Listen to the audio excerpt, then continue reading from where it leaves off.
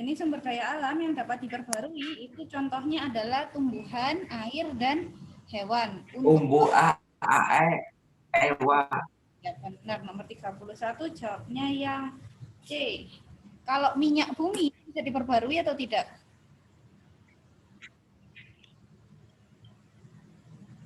Iya. Ya, bisa diperbarui. Logam, batu bara itu juga tidak dapat diperbarui karena proses pembuatannya yang memakan waktu yang lama. Oke, kita lanjut nomor 32. Dampak yang ditimbulkan akibat dari penebangan hutan secara liar terhadap lingkungan. Nomor 32, jawab yang tepat adalah yang D. Mengakibatkan banjir dan tanah longsor. Akibat lain dari penebangan hutan secara liar selain banjir dan tanah longsor apalagi?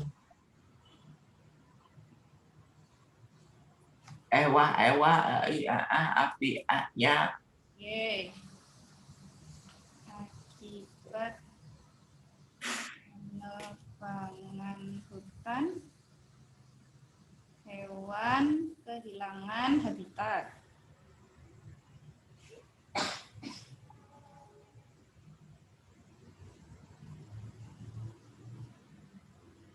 Oke, kemudian ada lagi? Hewan-hewan kehilangan habitatnya. Kemudian ketersediaan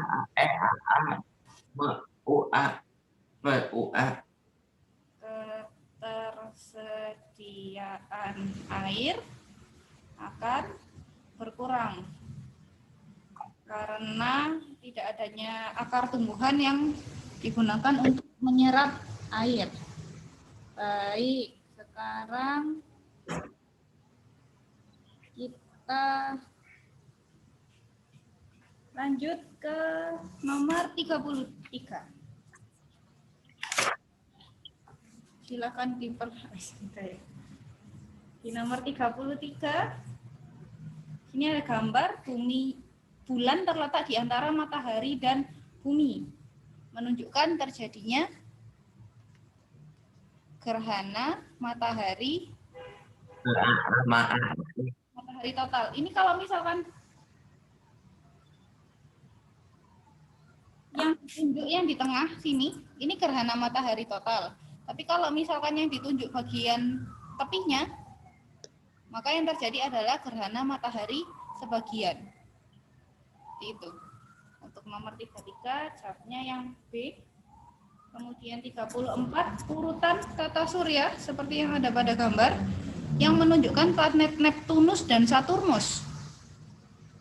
Neptunus itu urutan keberapa planetnya?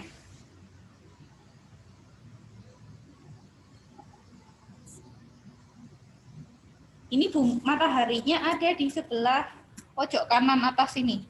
Ini matahari. Jadi ngurutnya dari Merkurius, Venus, Bumi, Mars, Jupiter, Saturnus, Uranus, Neptunus. Jadi kalau ditanya, ini kebalik ya, mohon maaf. Dipilihan, Jak. Bentar ya.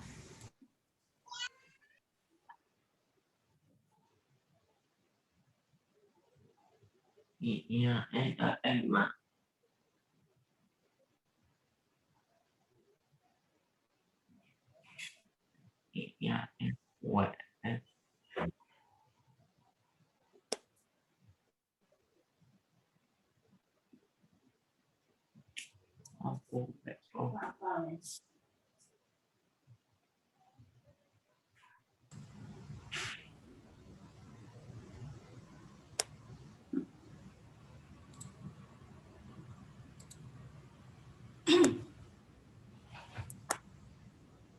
Halo, suaranya bisa terdengar jelas?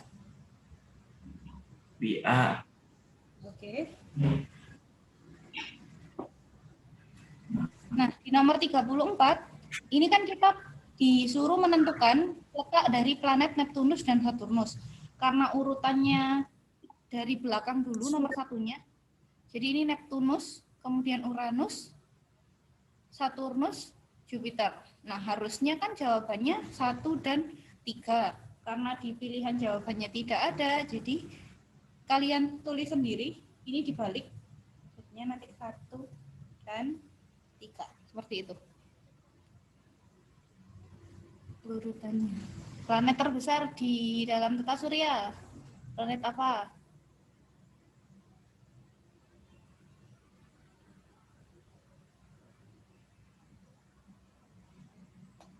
Dulu.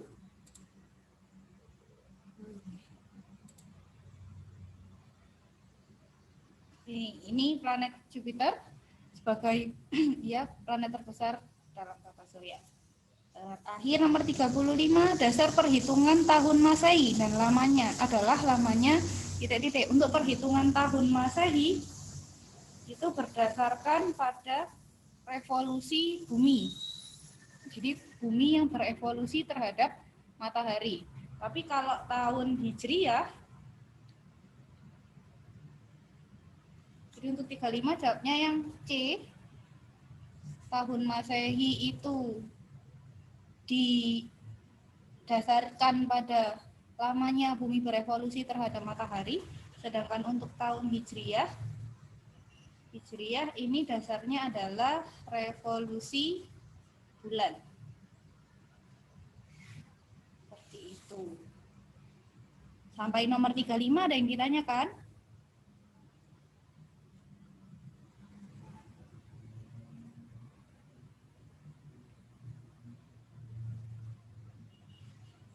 Sampai nomor 35 ada pertanyaan?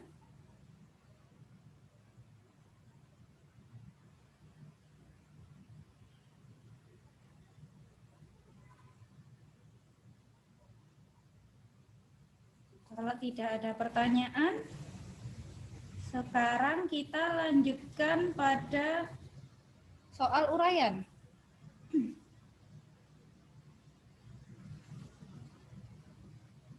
Soal uraian nomor 36. Jelaskan mengapa air di dunia selalu tersedia meskipun pada saat musim kemarau melanda. Mungkin nggak sih air di dunia ini habis?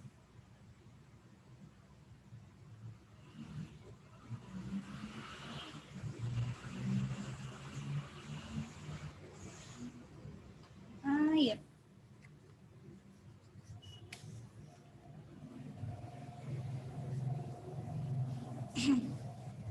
Jadi untuk nomor 36, air di dunia ini itu tidak dapat habis karena, nah benar, karena terjadi daur air. Jadi karena adanya daur air ini menyebabkan air di dunia ini tidak akan habis atau selalu tersedia walaupun musim kemarau melanda. Mungkin intensitas jumlah yang turun itu yang berkurang. Jadi ada di sisi bumi sebelah utara lebih banyak dibandingkan yang selatan, atau pada musim tertentu intensitas airnya berkebalikan. Seperti itu. Lanjut yang nomor 37. Hutan merupakan paru-paru dunia. Jika pohon-pohon di hutan ditebang secara liar dan sembarangan untuk beberapa kepentingan pabrik dan berpengaruh besar terhadap kehidupan yang ada sebelumnya, sebutkan 3 hal yang akibat dari kegiatan manusia tersebut sehingga dapat mempengaruhi keseimbangan lingkungan. Ini seperti contoh yang tadi ya, akibat dari penebangan hutan secara liar. Kita disuruh menuliskan 3. Yang pertama adalah berkurangnya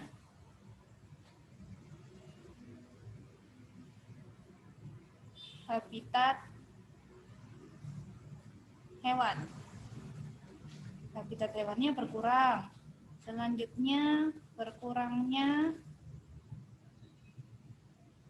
daerah resapan air.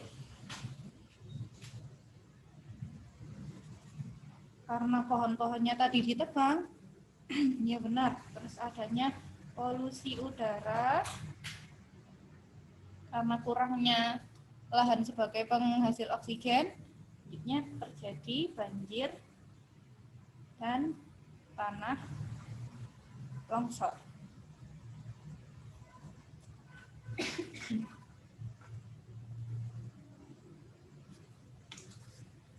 Oke, 37 sudah, lanjut. 38. Saat ini ada beberapa jenis hewan yang sudah mengalami kepunahan. Oleh sebab itu, pemerintah membuat tempat penangkaran hewan langka seperti orangutan, gajah, burung jalak, bali, dan lain-lain. Dari kegiatan di atas, sebutkan 4 cara untuk melindungi hewan langka agar tetap lestari. Supaya hewan langkanya tidak punah.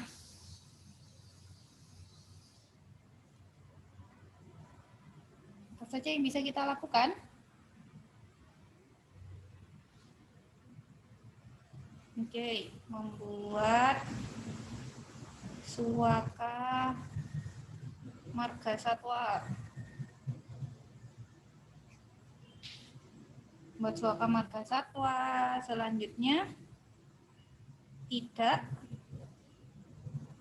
melakukan perburuan liar. Ini dilarang.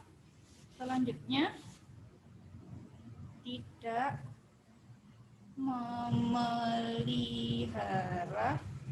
hewan langka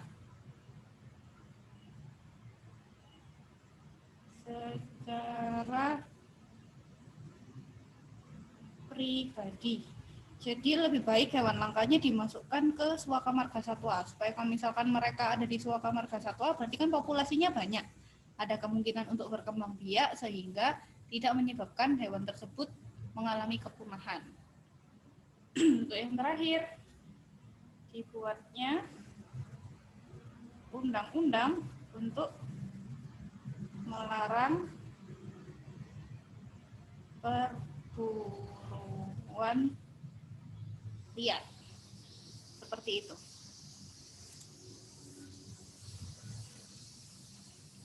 Ini untuk nomor 38. Sampai sini ada yang ditanyakan? Enggak. Baik. Sekarang kita lanjut ke nomor 39. Silakan diperhatikan di sini ada seorang anak yang berdiri. Kemudian di bagian belakangnya terdapat matahari. Kemudian menyebabkan terbentuknya bayangan di depan si anak tadi. Dari gambar di samping, jelaskan pendapatmu tentang terjadinya sebuah bayangan. Kenapa bisa terbentuk sebuah bayangan? Berdasarkan sifat cahaya.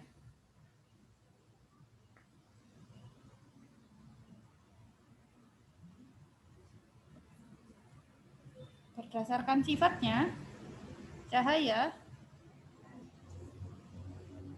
di sini ya. Cahaya itu dapat merambat lurus. Cahaya ini kan dapat merambat lurus, sehingga apabila cahaya mengenai benda gelap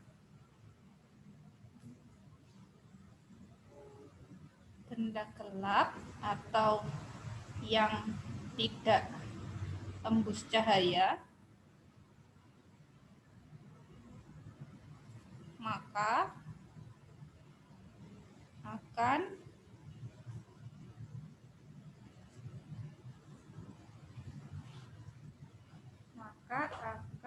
terbentuk bayangan dari benda tersebut. Jadi sebenarnya bayangan itu bisa terbentuk karena cahayanya terhalang oleh benda. Jadi secara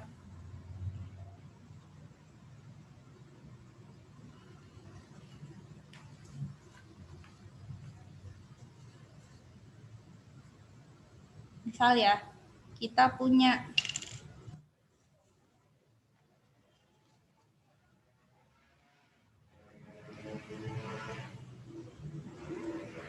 misalkan di sini ada senter. Ada senter. Senternya kan memancarkan cahaya. Kalau misalkan cahayanya tadi memancar, kan jatuhnya lurus-lurus seperti ini. Nah, suatu saat apabila terdapat sebuah benda di sini yang menghalangi si cahaya, maka cahayanya akan berhenti. Jadi berhenti di benda, tapi yang tidak terhalangi akan terus. Cahayanya akan berjalan terus. Nah, kalau misalkan posisinya seperti ini, maka daerah gelap yang tidak dilalui oleh cahaya itu akan menghasilkan sebuah bayangan. Karena bayangan itu nggak mungkin terlihat berdiri ya, jadi dia selalu ada di permukaan. Kalau misalkan di sini ada tembok, nanti di temboknya ini ada bagian gelapnya sebagai bayangan. Tapi kalau misalkan kalian berjalan di tempat yang tidak tertutup tembok, maka bayangannya nanti akan terbentuk di bagian bawah atau di tanah. Seperti itu. Karena cahaya matahari terhalang oleh benda. Sudah. Kita lanjut nomor 40. Gangguan dan penyakit pada sistem reproduksi manusia dapat disebabkan oleh infeksi virus, bakteri, serta kelainan fisiologis pada organ reproduksi. Gangguan pada sistem reproduksi tersebut antara lain kanker serviks, yaitu pada wanita. Dari kejadian tersebut, sebutkan 4 cara yang harus dilakukan untuk menjaga alat reproduksi wanita. Untuk mencegah terjadinya kanker serviks. Penyakit pada organ reproduksi biasanya kan dipengaruhi karena tidak kurang bersih. Jadi agar tidak muncul penyakit, adanya jamur atau virus atau bakteri, langkah yang perlu kita lakukan adalah menjaga kebersihan alat reproduksi. Jadi langkah pertama yaitu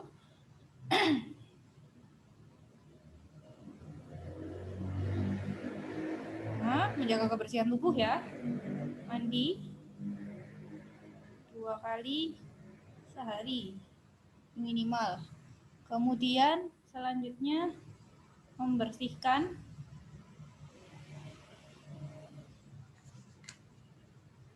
alat kelamin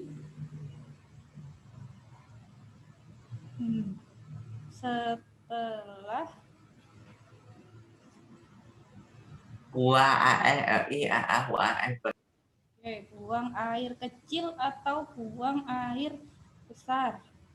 Kemudian untuk menghindari jamur yang suka hidup di tempat lembab, maka kita harus mengganti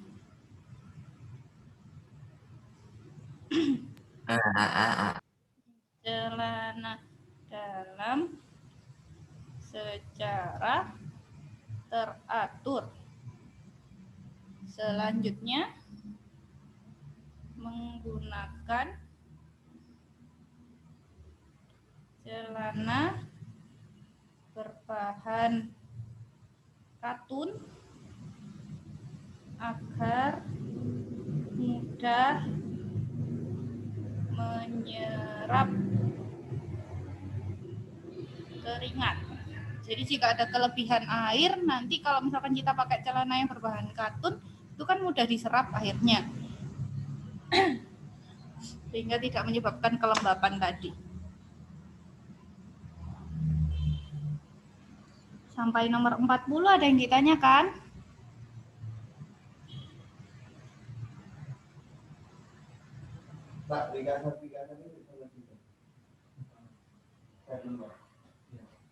Tidak.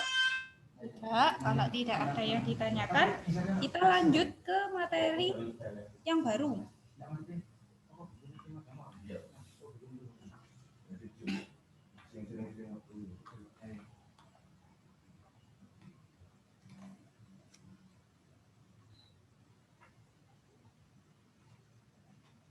Oke, ini soal yang karena materi kita di paket sudah habis di modulnya. Kemarin sudah dibagi file. Silahkan dilihat.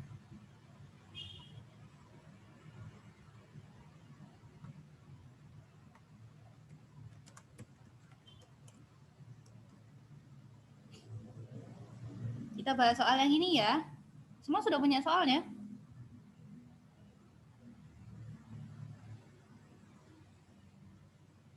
Oke.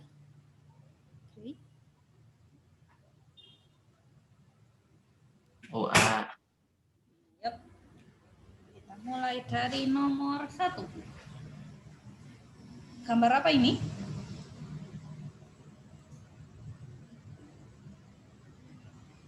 Di nomor 1 disajikan sebuah gambar. Bahwa U. Oke. Namanya adalah beruang kutub. Beruang kutub itu hidup di daerah dingin. Dia hidup di daerah dingin. Ciri fisiknya memiliki bulu yang lebat berwarna putih. Kemudian pertanyaannya, hewan tersebut dapat beradaptasi dengan lingkungannya pada musim dingin dengan cara titik-titik.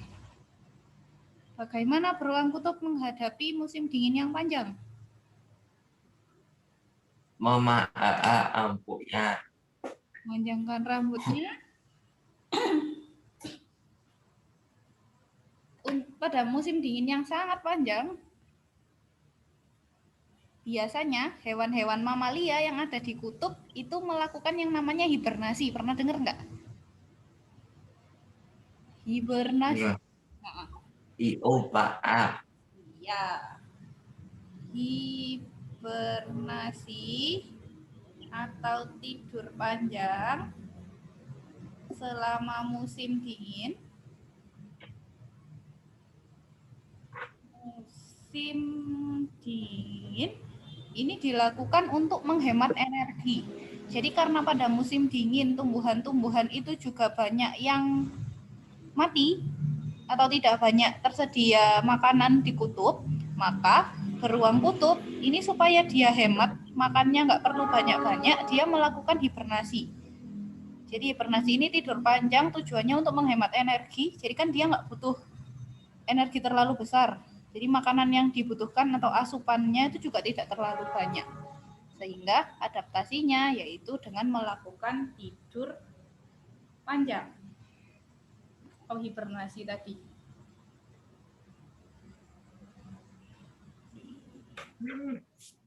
Kalau bulu yang lebat dan panjang itu digunakan untuk Ya. menghangatkan tubuhnya, melindungi diri dari udara dingin karena dia nggak pakai baju, jadi perlindungan dirinya hanya dari bulunya itu tadi. Oke. Lanjut nomor 2. Perhatikan tabel berikut. Tumbuhan enceng gondok, teratai, semanggi, dan kangkung.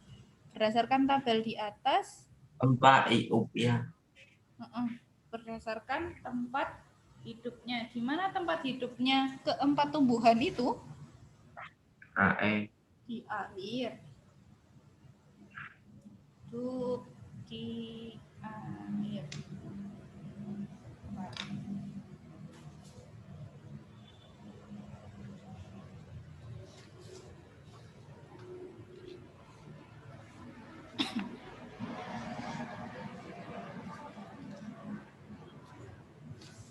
Oke, kita lanjut. Nomor 3. Tumbuhan apa ini?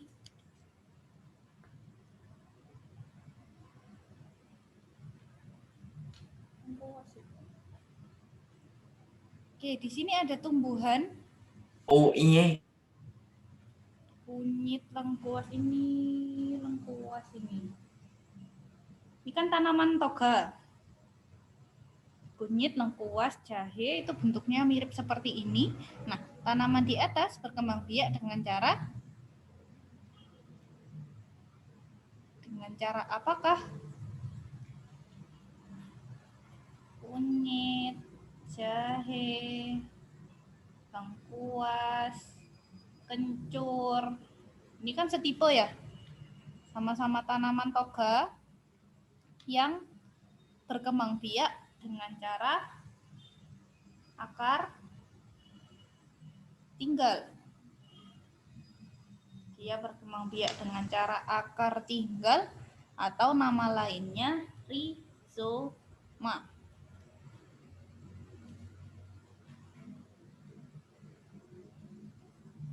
Kalau tunas, tumbuhan apakah yang berkembang biak dengan tunas?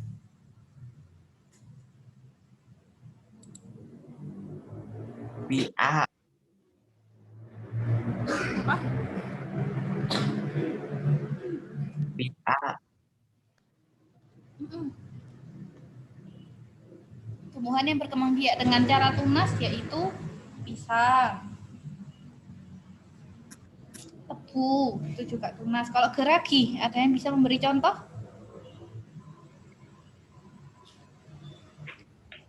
Geragi. Geragi ini biasanya terjadi pada stroberi. Tumbuhan stroberi yang merambat itu contoh dari geragi. Dan untuk spora, ada yang tahu tumbuhan yang berkembang biak dengan spora?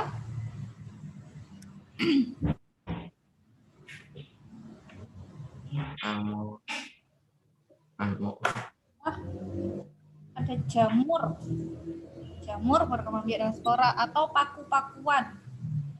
Tumbuhan paku itu juga berkembang biak menggunakan spora. Oke, sampai nomor 3 ada pertanyaan untuk perkembangbiakan tumbuhan.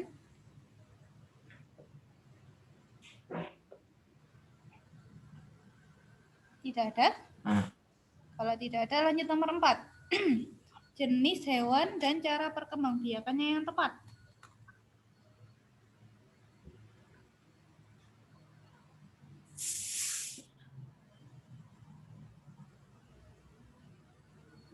Cara perkembangbiakan dan jenis hewannya. Ular piton, penyu, paus, dan hidra.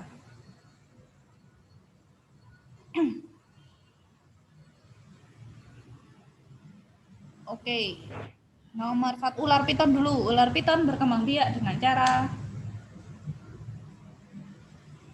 ular-ular besar itu dia berkembang biak dengan cara Ovovivipar. ovivipar. Pintar. Lanjut, penyu. Penyu berkembang biak dengan cara ovipar atau bertelur. Sedangkan paus itu merupakan salah satu hewan yang merupakan mamalia. Jadi dia berkembang biak dengan cara melahirkan atau vivipar, sedangkan hidra itu berkembang biak dengan tunas. D. Jadi jawabnya yang tepat 1A, 2C, 3B, dan 4D. Yang B.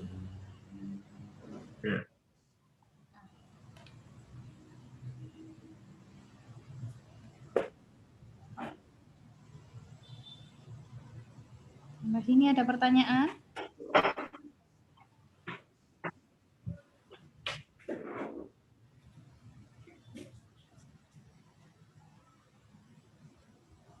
Kalau tidak ada pertanyaan, kita lanjutkan nomor 5. Uak.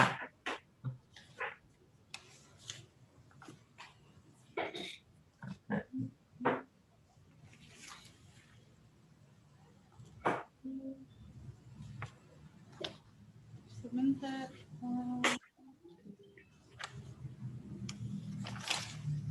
Oke.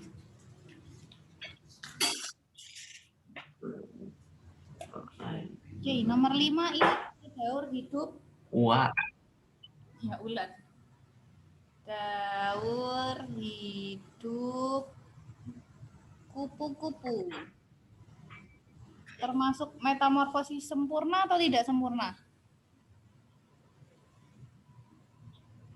Sempurna.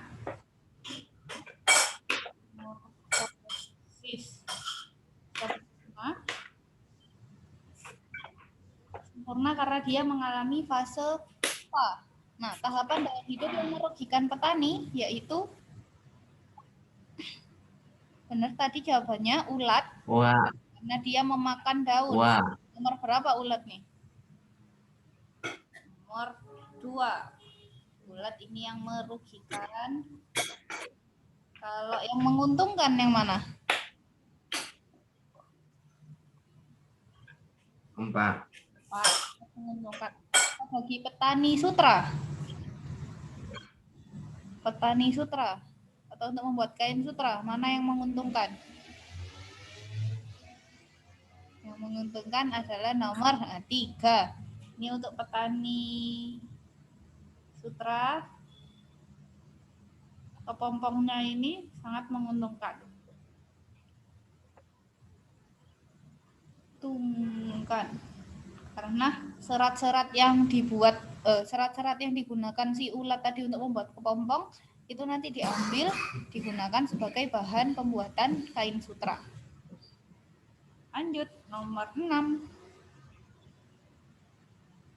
Silakan diperhatikan gambarnya.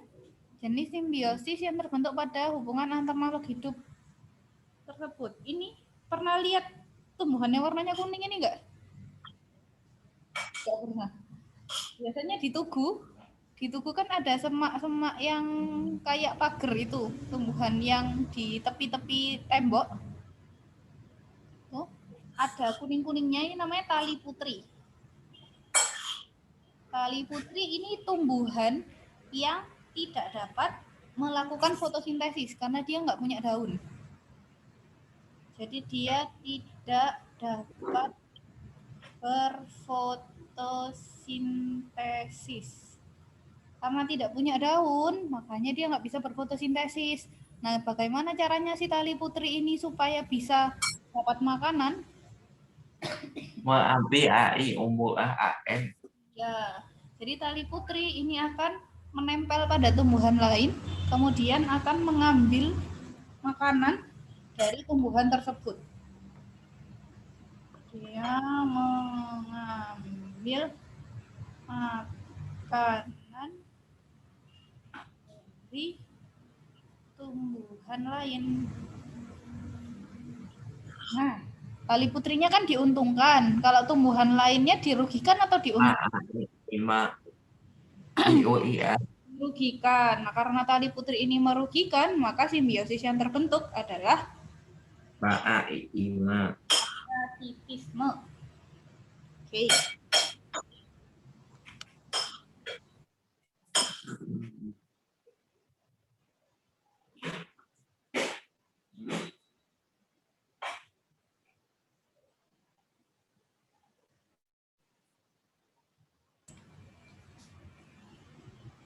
Sudah.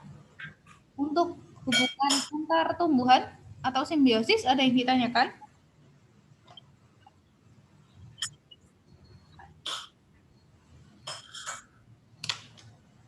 Kalau tidak ada yang ditanyakan, kita lanjut nomor 7. Oh ya.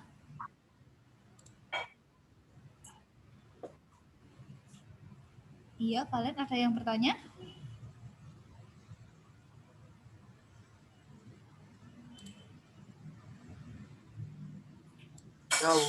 Ya. Kenapa, Valen?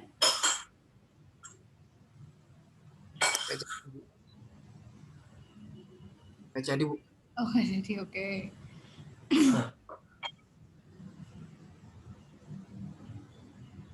Oke, lanjut nomor 7 ya. Di nomor 7, penanaman tumbuhan bakau di pantai bertujuan untuk titik-titik. Tumbuhan bakau mencegah abrasi pantai. Abrasi pantai sebenarnya erosi sama abrasi ini prinsipnya sama. Sama-sama terjadinya pengikisan tanah oleh air. Cuman kalau abrasi itu oleh air laut, kalau erosi oleh air tawar. Jadi untuk erosi biasanya terjadi di sekitar sungai. Di sungai itu terjadi erosi karena pengikisan tanah oleh air tawar. Kalau abrasi di laut. Selain untuk mencegah abrasi, apa tujuan tumbuhan bakau ditanam di pantai? Tujuan lainnya sebagai habitat hewan kecil. Hewan kecil seperti udang, kemudian ikan-ikan kecil itu akan menggunakan taman bakau atau pohon-pohon bakau yang berkerumun itu sebagai tempat hidupnya untuk melindungi diri dari pemangsa. Itu. Lanjut nomor 8. Perhatikan urutan rantai makanan berikut. Di sini ada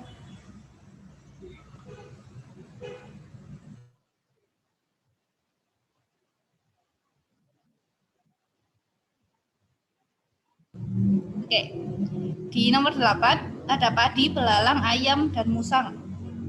Apabila tanaman padi banyak yang mati karena diserang oleh hama wereng, maka makhluk hidup yang akan kekurangan makanan secara langsung, yang kehilangan makanannya secara langsung yaitu padinya habis. Padinya habis, jadi yang terkena imbas langsung adalah belalang. Belalangnya yang akan kehilangan makanan secara langsung. Kalau misalkan nanti ayamnya yang ini misalkan padinya tetap ya, padi tetap, kemudian belalangnya berkurang. Belalang berkurang karena perburuan. Misal hewan, apa yang terjadi pada populasi ayam?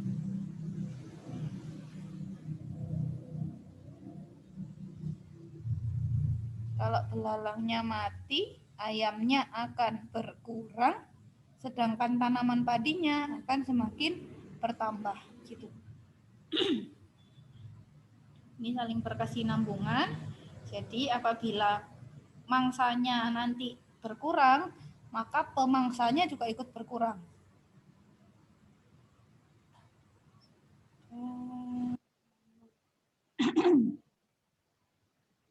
Nomor 9, kita lanjut nomor 9. Pasangan jenis hewan dan alat pernafasan yang sesuai. Oke. Yang A, lebah itu bernafas menggunakan trakea. Benar atau salah?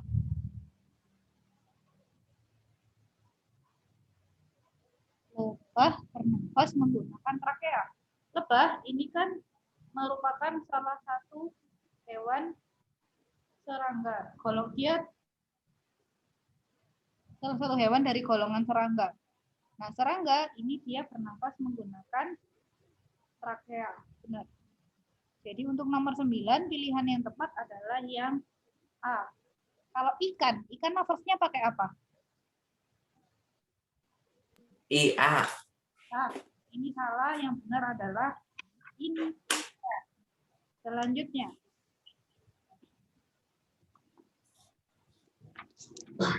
Kalau cacing tanah bernafas menggunakan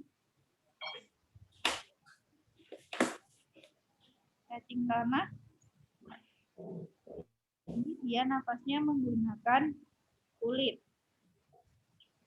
Permukaan kulitnya, sedangkan burung ini dia bernafas menggunakan paru atau kalau pada saat terbang dia akan menggunakan paru-paru tamu bantuannya atau yang disebut dengan kantong udara atau pundi-pundi udara.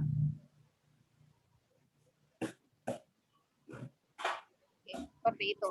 Ini alat pernafasan hewan. Selanjutnya, untuk nomor 10 di sini ada gambar rangka bagian lengan. Bagian lengan. Ini seperti yang bisa kalian lihat. Bagian A ini namanya adalah tulang lengan atas. Tulang lengan atas. Kemudian agak turun setelah siku, hubungan antar tulang sendinya di sini kan ada dua tulang. Dua tulang yang menghubungkan antara lengan atas dengan telapak tangan itu ada dua macam, yaitu tulang hasta dan pengumpil. Nah, untuk miteni, kalau yang lurus dengan ibu jari, ini kan ibu jarinya di sini, jempolnya di sini. Ini adalah tulang pengumpil. Sedangkan yang lurus dengan kelingking itu namanya tulang hasta. Tulang hasta ini pengumpil. Kemudian kalau D ini tulang pergelangan tangan. Sedangkan yang E ini adalah jari tangan. Nah, ini untuk jenis tulang. Kalau yang di sini, yang kayak seperti lempengan, namanya tulang belikat. Belikat, kalau bagian atasnya, ini tulang selangka. Oke, sudah. Pertanyaannya, bagian tulang yang ditunjuk oleh huruf A dan B.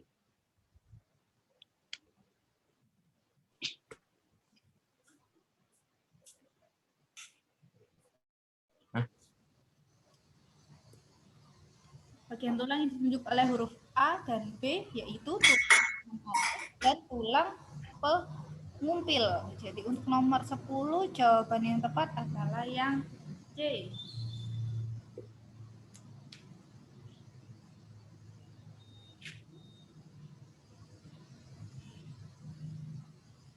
Untuk tulang pada bagian lengan ada yang ditanyakan?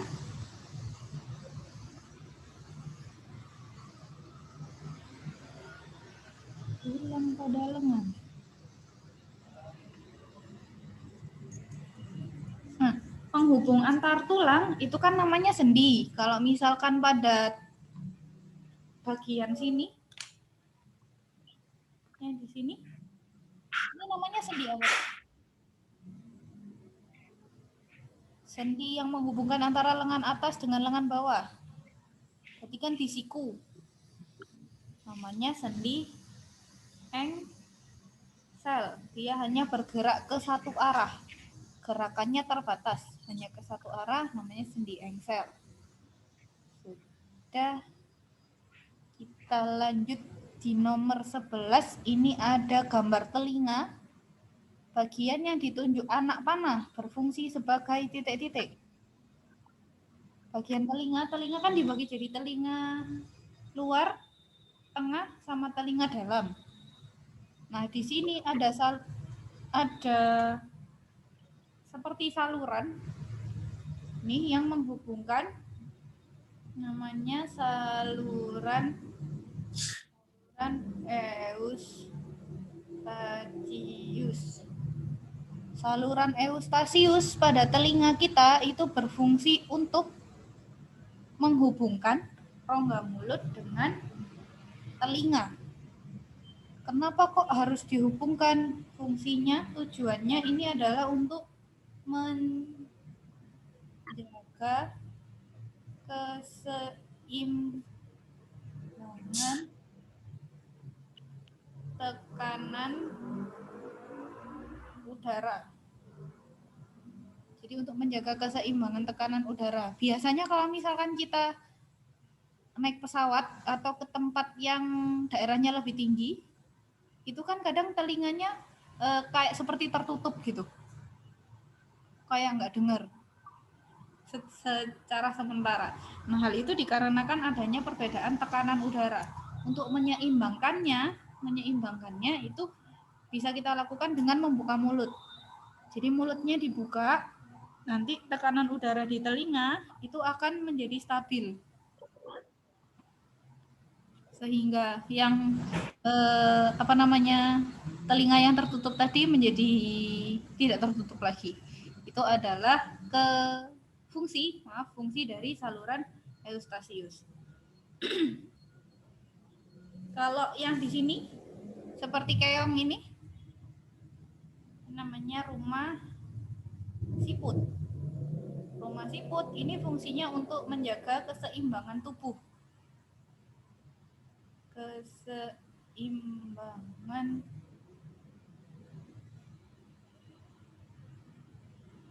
tubuh. Jadi di dalam rumah siput ini ada cairan yang bisa bergerak. Contohnya kalau misalkan kalian main muter-muterin badan, di tempat itu kan setelah berhenti kadang jadi pusing ya, atau menjadi tidak seimbang. Nah, itu karena cairan yang ada di dalam rumah siput itu mengalami guncangan. Nah, untuk menstabilkannya, maka diperlukan beberapa waktu atau kalian duduk dulu supaya cairannya tenang. Nah, itu nanti keseimbangan tubuhnya akan kembali normal. Sampai nomor 11 ada yang ditanyakan? Ayo. Dan takon menengahin kok.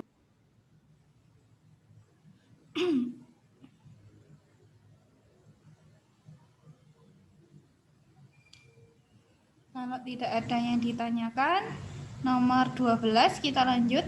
Tempat berlangsungnya pertukaran oksigen dan karbon dioksida pada organ pernafasan manusia terjadi pada titik-titik. Tempat berlangsungnya pertukaran oksigen dan karbon dioksida ini ada di akhir. Apa? Ayo. Oh. Ya, dia terjadi pada alveolus. Alveolus kalau di hidung. Pada hidung apa saja? Menyaring udara, terus melembabkan udara. Kalau ini oleh bulu hidung. Kalau melembabkan udara oleh lendir. Lendir pada hidung. Selanjutnya serta menyaring udara, melembabkan udara, kemudian mengatur suhu. Jadi udara yang masuk itu disesuaikan dengan suhu tubuh. Nah, benar, 12 jawabnya yang D.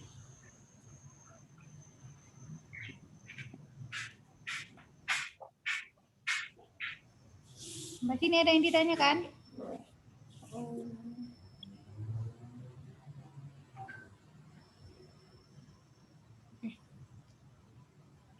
Sudah nomor 12, kita lanjut nomor 13. Di nomor 13 ini ada sistem pencernaan pada manusia. Bagian X terdapat proses pencernaan yaitu titik-titik.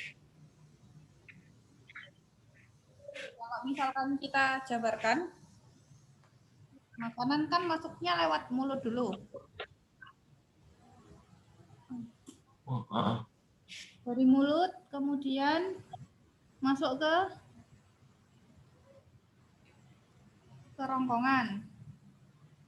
Di kerongkongan terjadi gerak kerongkongan. Setelah dari kerongkongan masuk ke lambung.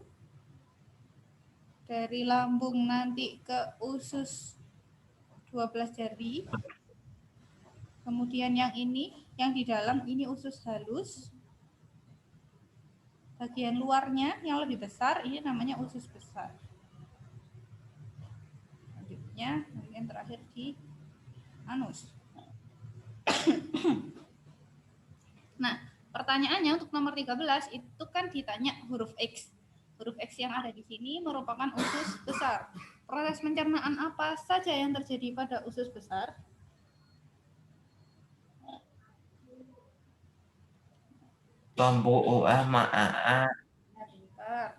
Terjadi pembusukan makanan. Terus apa lagi selain pembusukan makanan?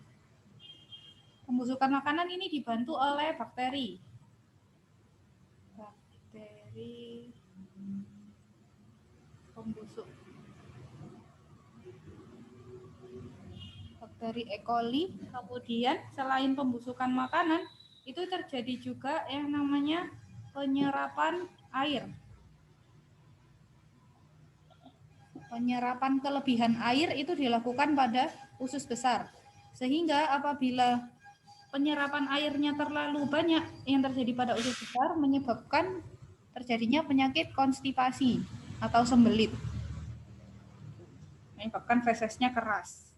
Jadi untuk nomor 13 jawabannya yang tepat adalah yang B. Kalau membunuh kuman penyakit terjadinya di mana?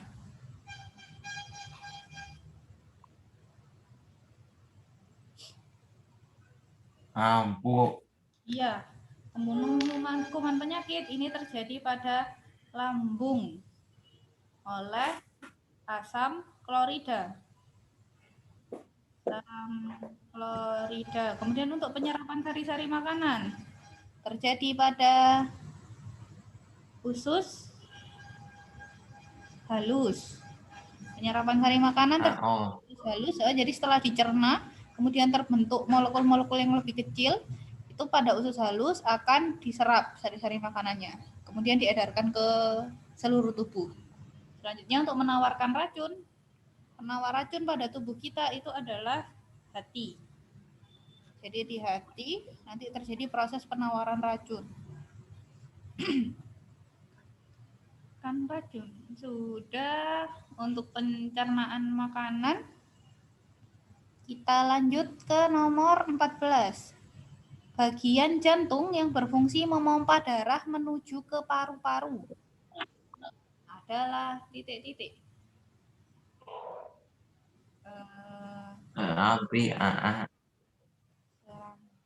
Memompa.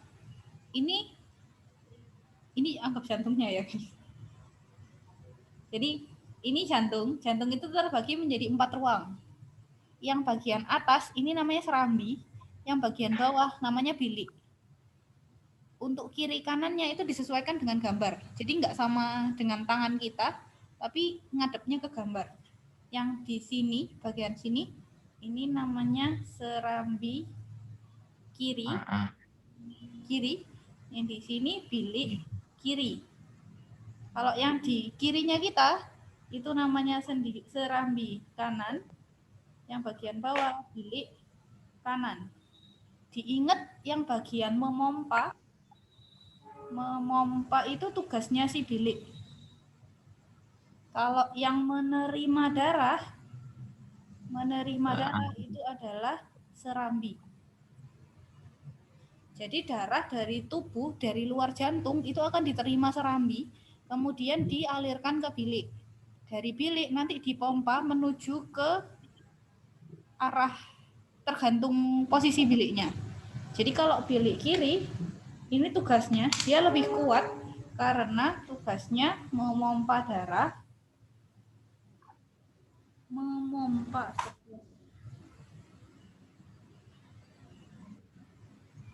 ini bilik ya, memompa darah ke seluruh tubuh. Bilik kiri itu fungsinya untuk memompa darah ke seluruh tubuh, sedangkan bilik kanan ini memompa darah paru-paru. Jadi setelah di bilik kanan nanti dipompa ke paru-paru, dari paru-paru kan terjadi pertukaran oksigen dan karbon dioksida. Rangkaian oksigen dari paru-paru akan diterima oleh serambi kiri. Nah, setelah di serambi kiri, nanti masuk ke bilik kiri, baru dialirkan ke seluruh tubuh darah yang mengandung oksigen tadi. Oke, jadi jawaban untuk nomor 14 itu adalah yang B, bilik kanan. Bilik kanan fungsinya memompa darah ke seluruh ke paru-paru.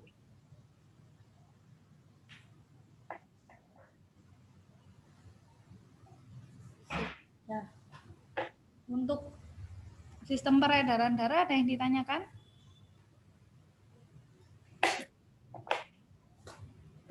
Atau mau kita jabarkan dulu sistem peredaran darah?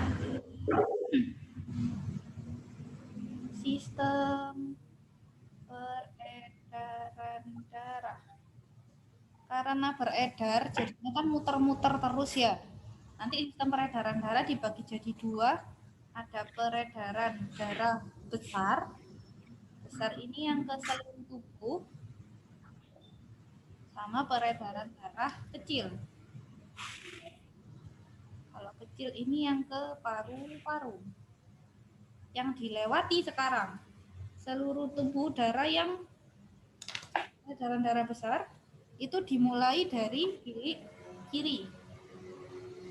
Bilik kiri nanti akan darahnya dipompa melalui yang namanya aorta. Aorta ini pembuluh nadi besar. Pembuluh nadi besar untuk mengedarkan darah ke seluruh tubuh. Setelah dari aorta, ini kan ke nadi. Dari nadi ke seluruh tubuh. Selanjutnya, setelah dari seluruh tubuh, nanti kan terjadi pertukaran oksigen menjadi karbon dioksida. Ini akan dialirkan ke vena. Pembuluh darah vena. Pembuluh darah vena selanjutnya ke vena cava atau vena besar yang ada di dekat jantung, baru kemudian masuk ke serambi kanan. Serambi kanan. Nah, dari serambi kanan ini akan dialirkan menuju ke bilik kanan. Bilik kanan. Jadi dari sini ntar lanjutnya ke peredaran darah kecil. Ke bilik kanan. Bilik kanan ini nanti ke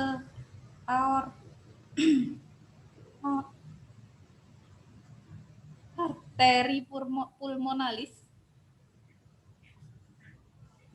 Arteri pulmonalis ini adalah arteri yang dimiliki oleh paru-paru. Jadi dari bilik kanan ke arteri pulmonalis, kemudian lanjut ke paru-paru. Setelah dari paru-paru terjadi pertukaran antara karbon dioksida yang tadi dari seluruh tubuh diganti dengan oksigen.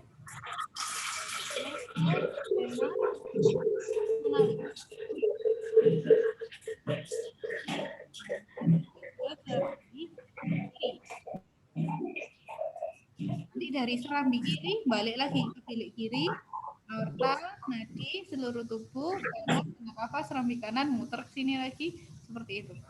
Jadi darahnya selalu bergerak dari peredaran darah besar ke kecil, balik lagi ke besar. Seperti itu. Sampai sini ada yang ditanyakan?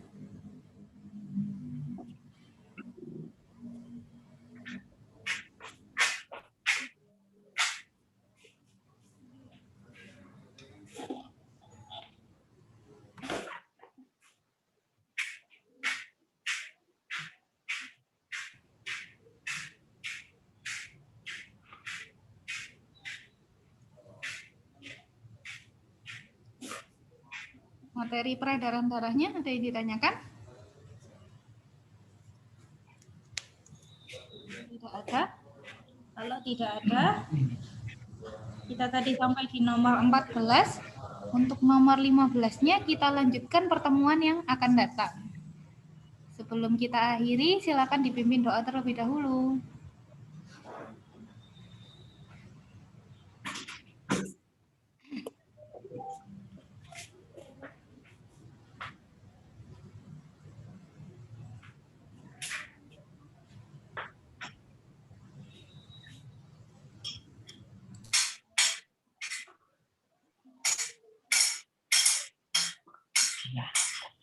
Silakan yang mau berdoa.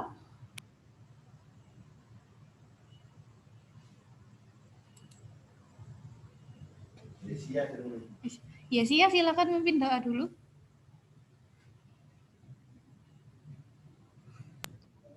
Mari teman-teman kita berdoa mulai Yesus, berkati kita yang akan mengerjakan tugas yang lain dan berkati kita dan beri kita kesehatan dan lebih kekuatan.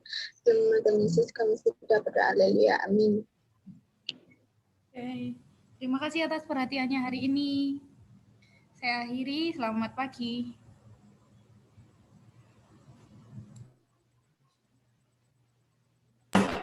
Maaf Ibu.